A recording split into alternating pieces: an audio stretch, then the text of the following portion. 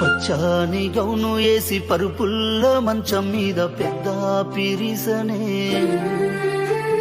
నడుముని దగ్గరాని నొయ్యంగా నీకు మత్తు సూది వేసేనే నీ పేగుల్లో తాడును కొచ్చాటి బ్లేడుతో ఎట్లెట్ల కోసేనే ఎర్రాటి సిక్కాటి రక్తమే పోయినా నీ సక్కాటి ముఖంతో నన్ను చూసి నవ్వనే ఎవలుల్లో ఎవలుల్లో